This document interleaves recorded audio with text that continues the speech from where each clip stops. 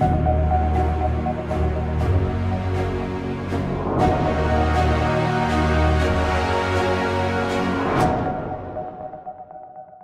think we can now move on to the next portion of our discussion about national sovereignty, which is the Q&A session and discussion. But before I throw the floor open to the audience, I'd like to ask just one question of our panelists, which is, do you have any responses, reflections, reactions to what you heard from your fellow panelists? I don't think I do. No? John? Oh, sorry. Well, of course, I didn't altogether. Oh, am I not picking it up? Okay. Well, everything I heard, which wasn't everything because I came in late, I agreed with. I'm, of course, very interested in doing a diagnosis, which Mario did, of the great and the good, the people in establishments and political elites. Not quite the same thing, but still, who have gone over wholesale in an attitude of hostility to the nation state and to sovereign democracy on the one hand, and secondly, staff most of the institutions not directly elected and accountable to the voters in our societies. I don't think, I mean, there's been far more interest among political scientists in the attitudes and the makeup of populist voters who have almost no power apart from the power of the vote than there have been in the interests, opinions, attitudes and background of the great and the good. I'd like to, I'm sure there are studies, but they're not much discussed, and I would like to see a good background, good serious analysis of the education and the early work, first jobs, second jobs, and so on, of people who end up in the Brussels bureaucracy, the bureaucrats. That's a very interesting topic. And secondly, what are their opinions today, looked at in depth? Because I think people would be surprised to discover what they are. Of course, I don't know that. I'm just guessing I'd be surprised, but I think that if you were to get really good, serious, in-depth interviews with some of them, as well as a broader picture of their overall opinions, I think we would be shocked by the degree to which normal popular concepts of democracy don't play a very big part in their political makeup. And I say that because I was recently debating with a very amiable, intelligent Christian Democrat, and he was, in a very reasonable and sober way, he declared he was hostile to majoritarian democracy. I mean, he didn't say this is complete nonsense. He argued the anti-majoritarian case as if he was a conservative in 1880. And yet he was presenting this as, in a sense, the most advanced modern thinking of the day. I have two comments. I'm not sure where they fit into things, and I might not have an opportunity to bring them up afterwards, so let me do it now. One is, John, toward the end of his excellent presentation, was talking quite a bit about the United States and immigration and cultural identity, and it reminded me of one of my many obsessions, which is to look at how immigration and immigrants to the U.S. assimilated. How did they become part of this country? How did they form that idea of citizenship? And this is not only an intellectual interest of mine, it's also very personal, because my grandfather was the Italian immigrant to the United States. And one of the things I've discovered, and this opinion is very unpopular today, is that there used to be for decades, more than a century, a network of preparatory schools, private elementary schools, elite universities, foundations, and other institutions and entities in the United States that would transmit and teach the cultural ideal of what an American gentleman or lady was like. And it could be summarized as the WASP gentleman or the WASP lady. WASP meaning white Anglo-Saxon Protestant. And this was a cultural ideal, as some scholars put it, that used to inspire and guide all efforts in the United States. In fact, some universities like Harvard and Yale used to, you might not believe this, they used to teach all their incoming students posture, how to stand and how to walk if you're going to be a lady and a gentleman. All that is gone. It's completely gone. Not only is it considered racist, it's considered classist, and who the heck are you to tell me how I should stand and what my posture should be like? But for me, it was a very important part of creating citizens in the United States and transmitting a tradition. It's completely gone. So that's my one kind of odd comment. The other comment unrelated to that is I'm also obsessed with microstates. Liechtenstein, Andorra, San Marino, Monaco, and other little entities or polities like that, often principalities, because it seems so remarkable that they have survived and they have maintained independence and a very strong identity in the turmoil that the 21st century and multiculturalism and globalization has brought. I think these microstates are understudied. I know of one book that looks at them, and in a very cursory or superficial fashion, and I think we might be able to learn something from those microstates.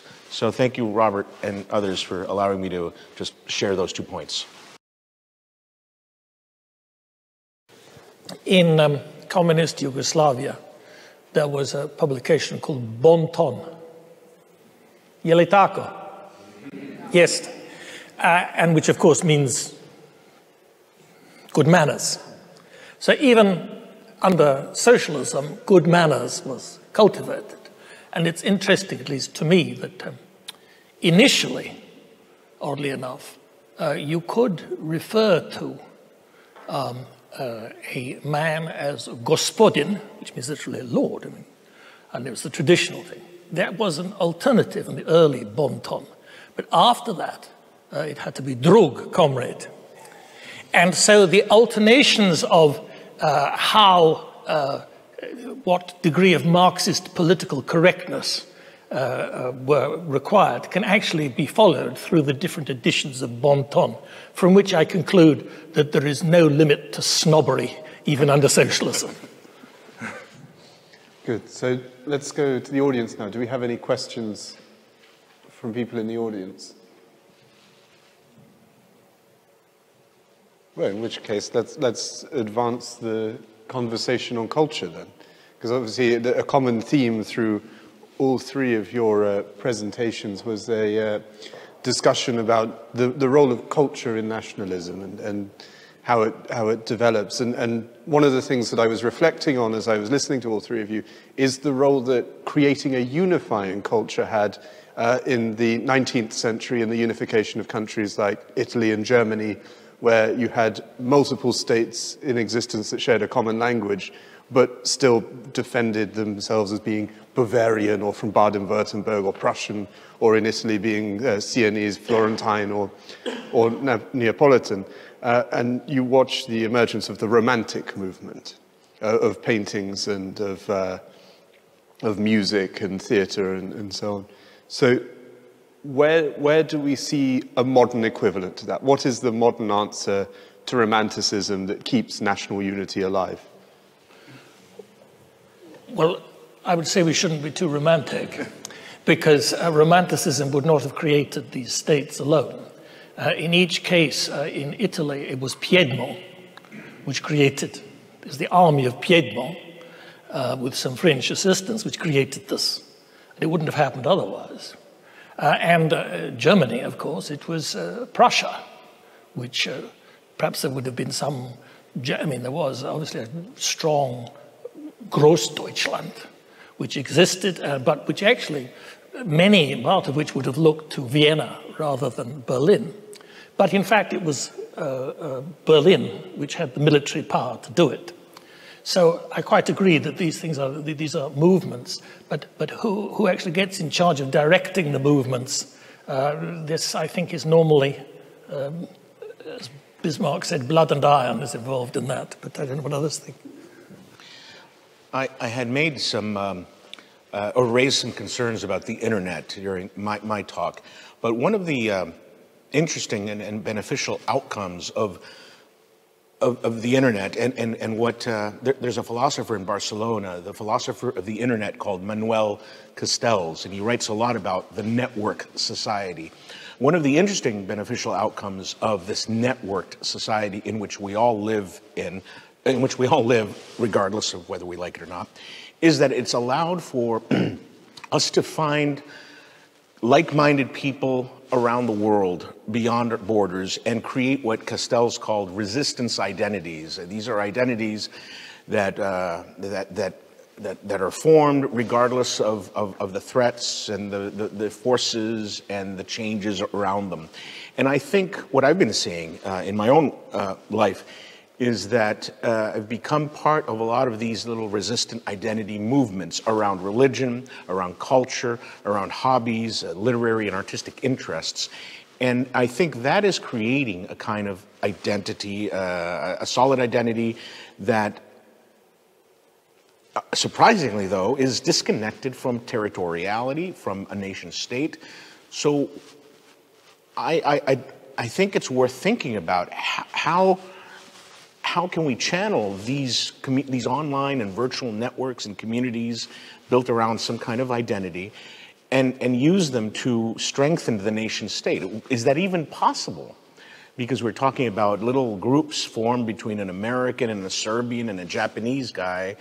Is it doomed to continue in this kind of ethereal realm with no connection to the nation state? I don't know. But these are some of the questions that keep me up at night. John. Thank you. I want to go back to courtesy, good manners, etiquette, and the rest. The concept of the WASP gentleman, or as he's known in England, the English gentleman, had enormous cross-cultural pulling power and influence. One of the key moments in the history of that idea is the sinking of the Titanic, because the sinking of the Titanic revealed the degrees to which that concept had bitten deep into the beliefs of certainly the Anglo-Americans, but others as well. Now, a completely false account of that is given in the movie Titanic, which suggests that all the upper-class people behave badly. In fact, they generally behave very, very well. And in the case of one man who was thought to have behaved badly, he and was shunned in New York and London society for a long time.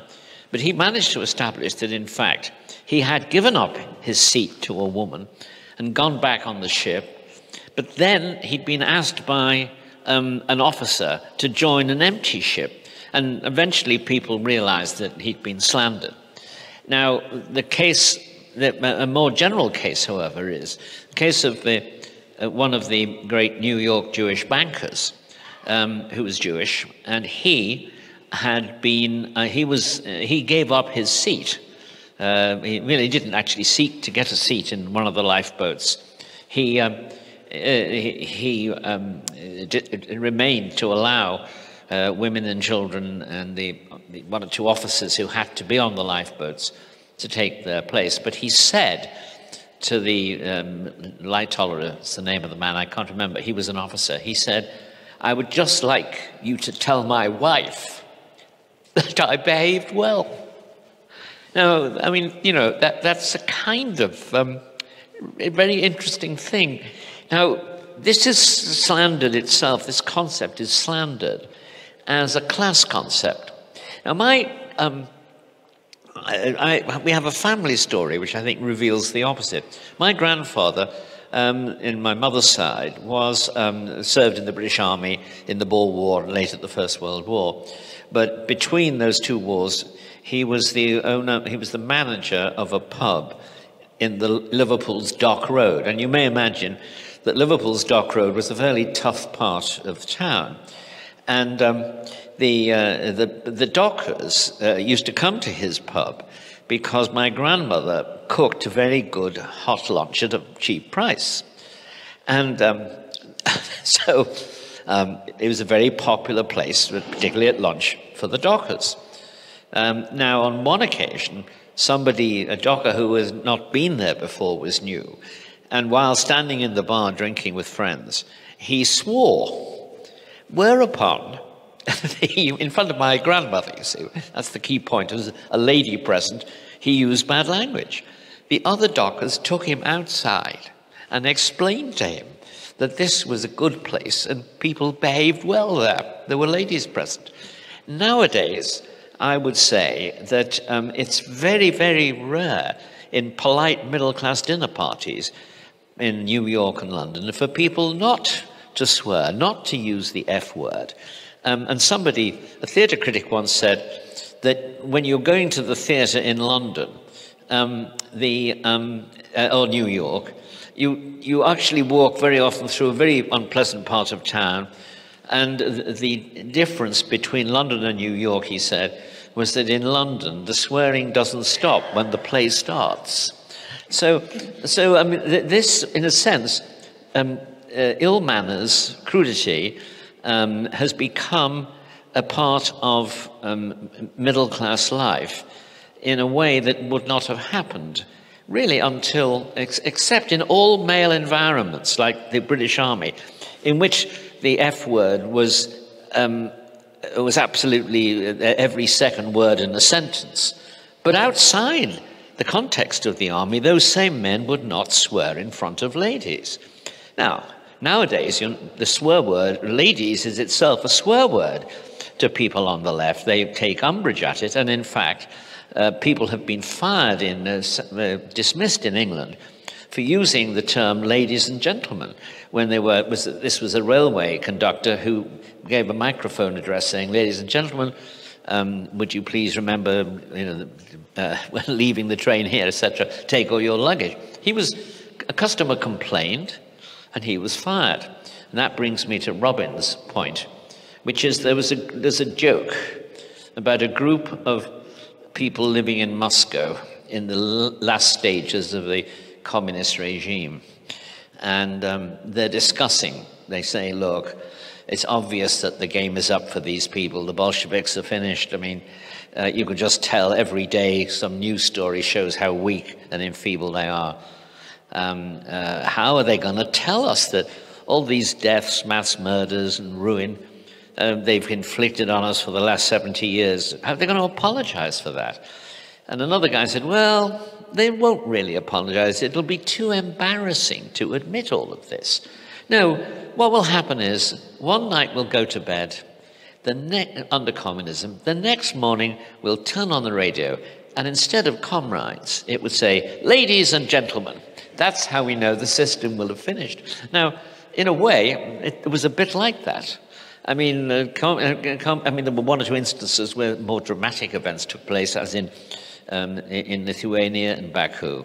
But in general, the communist state, I mean, of course, in Moscow itself, in the attempted counter coup, but most of those people just shuffled off the stage of history without an apology or without any kind of thought or reflection on why the whole thing had been such a catastrophe. And it's because of that, unlike the experience at the end of Nazism, because we didn't reflect we didn't have big discussions, out of kind of politeness towards the former rulers, that we looked like repeating some of the same mistakes. Well, those who are, nearly everybody in the audience knows these facts well, but it doesn't stop an Englishman repeating them, not just for the sake of the guests, but also to put them perhaps in a slightly different perspective. Lustration, as the word is, was an idea that by one means or another, one would either break the link between the communist regime and the post-communist democratic regime, or at least expose those who had been involved, particularly those involved in nefarious practices under the old regime, so that anybody who decided to vote for them or promote them would know what they were doing. In practice, it was also intended, and perhaps most importantly intended, and this relates to what John was saying about denazification, to change the atmosphere. In society, collective guilt is a very important thing, and the sense of collective guilt is always being manipulated by the media or being manipulated by outsiders in one way or another. I just give a little example. In the Croatian War of Independence, what they call the Homeland War, appalling atrocities were committed by the Serbs, beyond description. Nothing had been seen both in Croatia and in Bosnia and Herzegovina. Atrocities that nobody had seen since the Second World War. Now, far from actually apologizing for that, what Serbia did and has done with great effectiveness is to refocus attention on real atrocities committed by the Ustaša, the Croatian fascist movement, essentially under the wing of the Nazis during the Second World War. So that, in fact, we forget the more recent atrocities, which are still, there are people walking around with only one leg or in some terrible mental state because of the atrocities, these latest atrocities. We're meant to focus on things in the past. And this kind of manipulation of guilt is very important. But of course, on the other side, and this is part of what politics is about, we have to make the enemies, I don't mean our personal enemies, but the enemies of what we believe in, we want them to feel guilty. Or even if they don't actually feel guilty, this is important, there is a distinction, we have to make them feel ashamed. Because shame is a public thing. Shame is, I don't want Mate really to know this or that about me. Guilt is actually, I don't want myself to know that about me. But anyway, at least go for shame. But in fact, because there has been no lustration, no exposure of who was what under the communist regime, the cruel communist regime of Tito, here or in any other former bits of Yugoslavia, people are able to carry on, the elite of this country is able to carry on as if nothing happened. And as a result, almost all of those who are running the country in one way or another, I'm not just talking about politics, but the politics, business, and judicial, these are people who are basically part of the old communist stock. These are communist mentality people who've got their education in many cases by stipendiae, which were available to those who were the offspring of communists, of partisans, and were not to those who were not. And we're not talking just about those who were in prison. And as late as 1988, our former NDH minister, Artukovic, was extradited and given a very long, perhaps it was a life sentence, I can't remember, for crimes committed during the Second World War. I'm not going to defend Artukovic, that's not the point. But the point is that this was about things that had been done decades before, and not one, I don't know whether you can believe this, not one successful prosecution has ever taken place in this country against anybody who committed any murders or atrocities under communism. Not one. Nor will it be. Nor will it be. Because they do not want to know the truth. The truth may, as our Lord says, set you free, but it can also put you in prison. And that is, unfortunately, one of the pillars of the modern Croatian state is a denial of the communist past and the atrocities committed under it. And I can say that to somebody from outside. I don't care what anybody thinks. And the fact is, I should also add, that when the German court, this is for our friends here, when the German court in Munich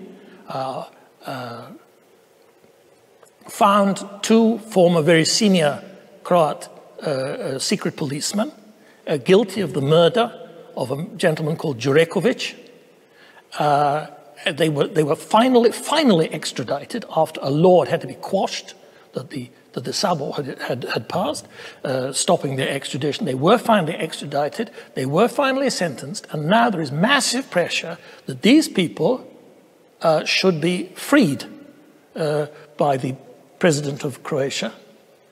And so not only is it true that nobody who committed crimes under communism has been prosecuted here, the general view is that nobody who's committed crimes against Croats overseas should even serve any prison sentence at all. Now, I would say this is fundamentally unjust, and until you, not for me, until you and others are prepared to face up to this and do something about it, there will be problems in the Croatian state. Two quick comments, Robert, if I may. It seems to me that one thing that you need here is like what they've created in Budapest, a museum, a house of terror, to remind people of the sins and atrocities committed under communism, and in that case also under the fascist period. The other point is, for those of you who might read German, the former Interior Minister of Slovakia, Vladimir Palko, has a book called The Lion is Coming, or The Lion is Here, can't remember, and it talks about how the communists officially may have disappeared, but they're still there. The legacy, they're in power in different places in the private sector, in the public sphere. They're no longer called communists, but they're formed and trained in that mentality. The book is highly recommended. Oh, yes. On 2 points. One is, if you have followed the report, well, I agree with everything that we've just said on this point. I think I want to make 2 other points related to it. One is, if you've been following the reports in the Western press, the election of Giorgia Meloni is presented as revival of fascism or neo-fascism. The word fascism occurs 28 times, my wife tells me, in the New York Times story. She's a conventional mainstream conservative and would have been seen as such in 1965, 7, 8, 9. Okay. But the international media, the left in all countries, and even some of the right, in order to acquire respectability with the left, they go along with descriptions of political parties that focus very strongly and with a very sharp searchlight that anyone who has had any connection with movements of fascism, Nazism, and other extreme versions of the right, however distant, and they resolutely close their eyes to what political parties. I'm talking here about Western Europe. This is the key point.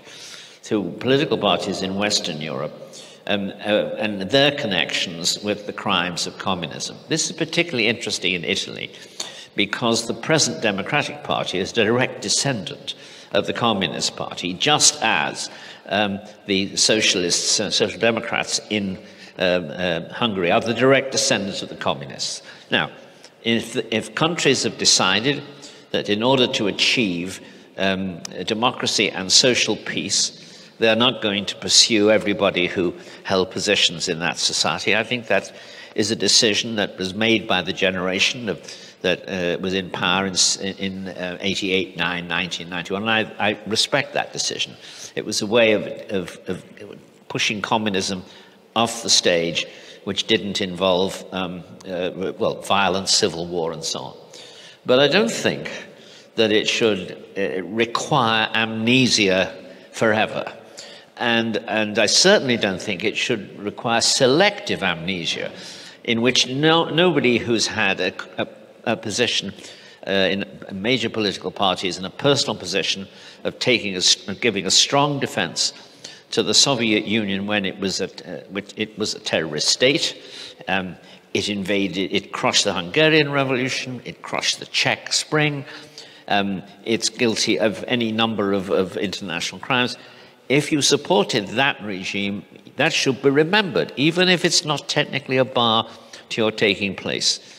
So I favor some form, less of Nuremberg trials than of truth and reconciliation committees, in order to get the truth out there and get a more balanced attitude and to force the left to stop telling what is a systematic lie. Secondly, I would say that I don't want to sugarcoat this is partly what I've just said, but don't want to sugarcoat our role in the West. Vladimir Bukovsky, the late Vladimir Bukovsky, told me once, explaining his important book, which is published in Poland and France, but only published in the English-speaking world a month before he died, in which he named, in that book, he named the Western politicians who had colluded with the Soviet Union and with communist powers constantly. Not all on the left, by the way. The French Prime Minister Chaban-Delmas, he comes very badly out of it, for example. And Vladimir said to me, he said, I don't altogether blame people living under communism for not fighting it all the way. They had to take terrible risks, and even the less terrible risks, like having your children not being able to go to university, not being able to travel, effectively being sent to work in work positions that humiliated you. They were all bad. He said, so I don't condemn people who didn't behave well, but I do condemn people in the West who didn't behave well, because they had no such pressures exerted on them. So it's well worth getting his book, because, as I say, the libel laws kept it being published in the English-speaking world for about 20 years.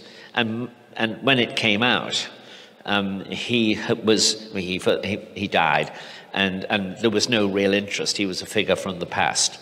And so Bukovsky's book on what he found by going through the Politburo files, which he was able to do for a brief moment, that is worth, everybody should read it. I think we should perhaps build on this theme that sort of emerged organically on what is effectively the importance of memory and consciousness in the development of national identity, particularly in this part of the world. Some of us have just come from Tallinn in Estonia, which is a country that has very much taken a concerted approach to remembering, to understanding, to, as Robin has just said, exert guilt onto the Russian people and to those who defend the memory of the Soviet Union. Because from what we can see, effectively, is there are three options when it comes to dealing with a traumatic past. The first is to remember, the second is to ignore, and the third is to deny. And in recent months, we've seen the Russian Federation itself take that third approach by closing the Memory Foundation in St. Petersburg that was dedicated to the study of consciousness in Europe. So perhaps we can explore a bit further how important it is to come to terms with these things in the development of a resilient national identity in this region.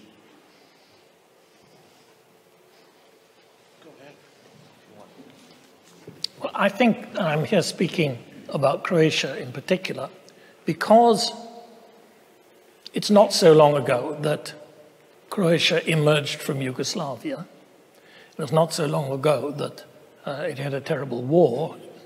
I think that memory is much more acute and much more raw here than it would be in many other areas whose problems were not marked by war.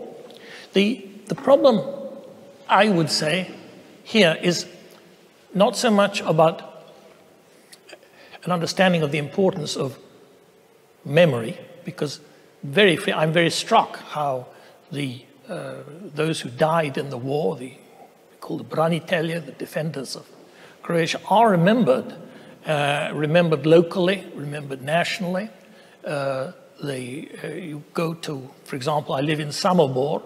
I can honestly say I was stunned, really, by just seeing the number of these plaques of young men who had died. And you look at the different dates, it was nearly all towards the end of 1991. That period, sort of the Vukovar period, and that was a very, so UDBA still exists. But that was very, very sharp. Well, that's good. Good, dobro. But I think the question is not so much remembering, at least here in Croatia, it's what we remember. And in a way, I see a bit of a problem in Croatia is that the sufferings and realities of the war, talking about the War of Independence, 1991, ended 1992, those are remembered, but not all of the things that happened before that war. And as a result, perhaps, if you exclusively focus, as it were, on war memorial, rather than thinking of the injustices and problems and really sickening behavior of the communist regime which preceded it from 1945 on, this gives you a rather distorted sort of memory. I mean, it's right that we should remember the dead. It's right, I believe, we should pray for the dead. But once we've done that, we've sort of done it. That's our duty, that's it. There's not much point in, even, for example, about if you lose your parents. There's really no point in thinking about it every day. It'll just make you miserable. But to remember the problems that arose from communism, that is, I think, much more productive. And that requires also that people should be reminded, particularly the younger generation, that life really was quite bad under socialism. Really quite bad. Not for everybody, of course. Not for the privileged elite and the golden youth who have largely taken over. But for the rest, it was really quite bad. And we're not just talking about those who were in Stara Gradiška prison or something like that. We're talking about all the people whose talents were denied, whose opportunities were denied. And who actually, in many cases, only really had the opportunity to flourish at all by leaving the country. There, I think, a sort of deeper memory would be a good idea here, but that's something which is distinctively Croatian. I'll confess, I have a problem when people speak of memory, identity, consciousness, because at least in parts of the Anglosphere, those are the words and that's the rhetoric that the progressive left uses. And they've been using it successfully, at least in the United States, to cover over or displace historical accounts of the founding of the United States, for example, other historical episodes in the development and growth of the United States, bringing in alternative and marginalized interpretations, etc. What it tells me, though, is that for those of us on the right, on the center right, we have a task to do the same kind of thing, to rescue the narratives, to bring back into circulation some of the accounts of different historical episodes around the world. John mentioned Bukowski's book that wasn't translated into English till the very end of his life. That's astounding, it's terrible, but it's common, it happens a lot. A lot of books and accounts of historical periods, particularly under communists and other left-wing totalitarian regimes, are suppressed or ignored or never translated. There is a book written from the perspective of the nationalists in Spain, written by a British soldier who fought against the communists there in the Spanish Civil War, which was not translated up until a few years ago. And the war was in 1936, or ended thereabouts. And so I think it's a task for us also to bring these narratives, these accounts back into circulation and not let the left continually overwhelm us with all their accounts by minorities and marginalized groups and LGBT people from the 19th and 20th century or whatever. But I say that kind of flippantly because I saw a book recently about, I guess, the first transgender person supposedly in the 17th century, and it was finally translated, and they were making a big deal out of this book. They said it had been suppressed for a long time. Well, we need to push back against that and then deliver our own accounts and narratives. No, I think I've... Okay. How much time do we have? Okay, we're done. Perfect. All right, well, thank you so much to our panel. There we go. Thank you.